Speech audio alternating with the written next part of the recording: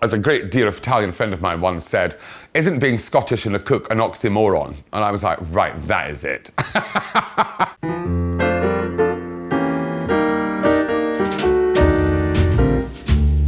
When did I realise this is what I wanted to do? Oh Lord, well, by this I think you mean the profession of cooking. God, I wish it was a profession. It's about time it was recognised as such. I was on my way to art college to follow in my father's footsteps and my brother's footsteps and my grandfather's footsteps, and to make some pocket money along the way, I became a waiter. I was an absolutely rubbish waiter, just dropped everything all the time and gossiped endlessly because they were all mum and dad's friends. And instead of sacking me, they put me in the kitchen. Before you could bat an eyelid, I was there with my tall hat and a white neckerchief and a floor-to-ceiling apron, serving an apprenticeship. And with that, today's pudding, meringue tumbles.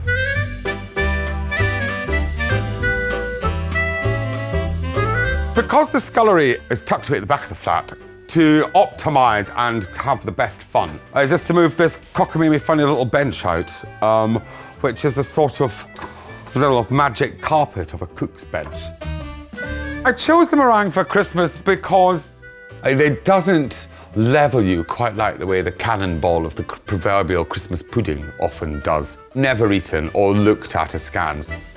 So what we do is take a dozen eggs, sugar.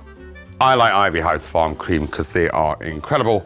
An apricot compote made by simmering halved apricots, stone removed in sugar.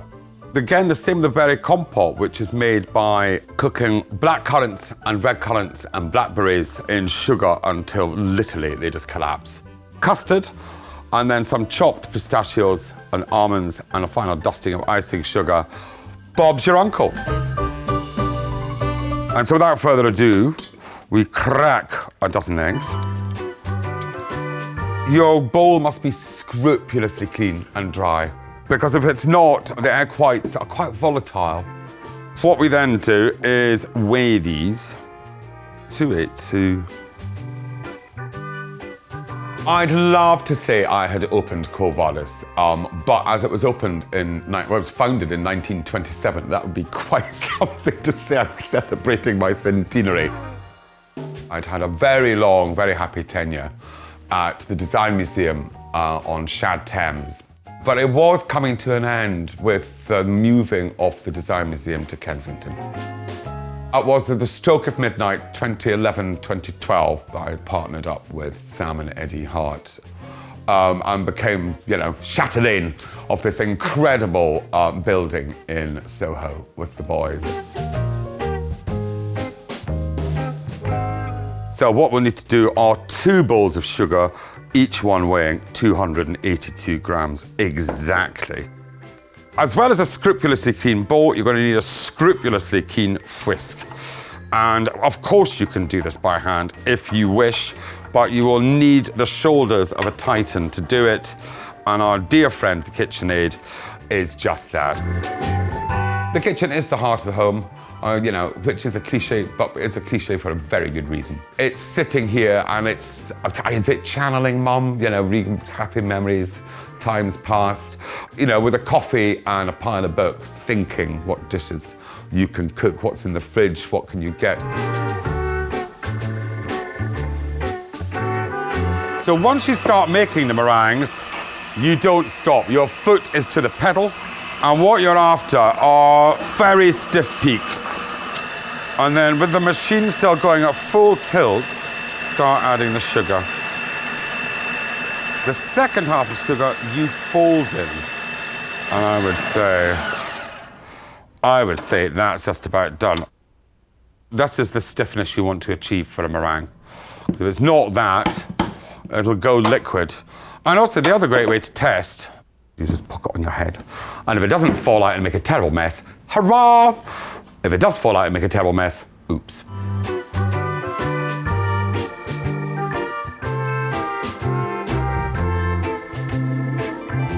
These will go into a preheated oven at 180 degrees centigrade, which you immediately then turn down to 120.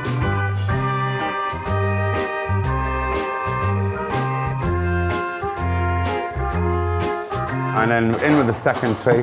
Now these are going to go in the oven for an hour. And what is vital at this stage is remembering to turn the oven down to 120.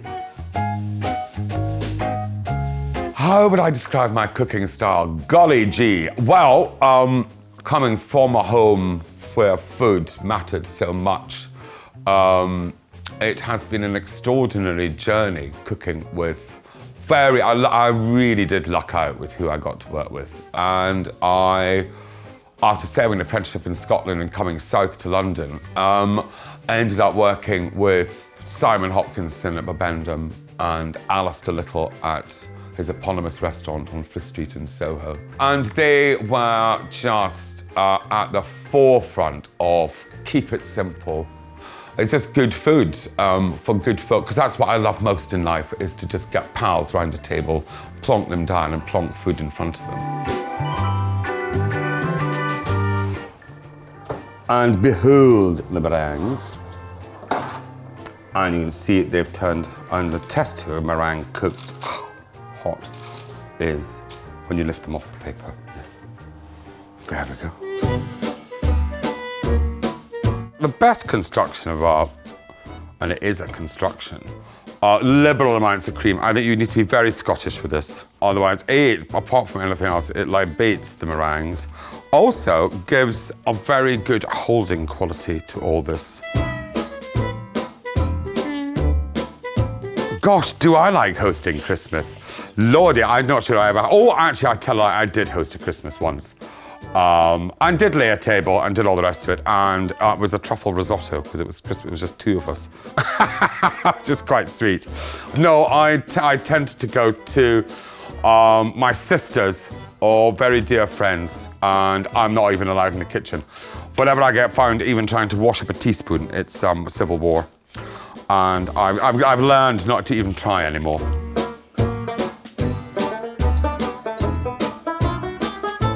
One of the great things about doing meringues of all shapes and sizes and randoms is you get all these fissures and ravines and rivulets that let all the compotes and custards and creams pour down.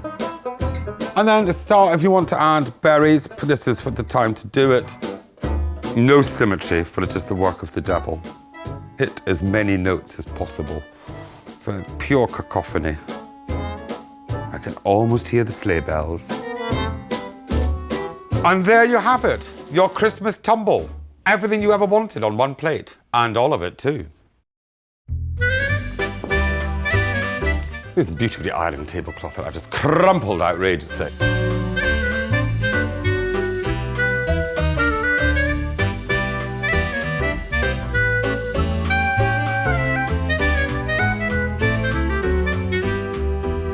As I've been very, very, very generous with the custard, this is going to make the most marvellous mess on the table and on the plate. But it's Christmas, and I think we should go at it with sheer gusto. And in we go. And make sure you go right to the heart of the matter, because the whole point of a meringue is it has everything, and all the fun's in the outside, but all the goop is in the middle. Full of goodness. It's a Christmas mess. There you go, my dear. That's all for you. Can the cook put his money where his mouth is? Is this Christmas on a plate? Or celebrations, more to the point?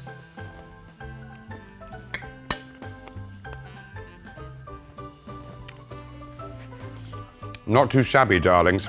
Happy Christmas.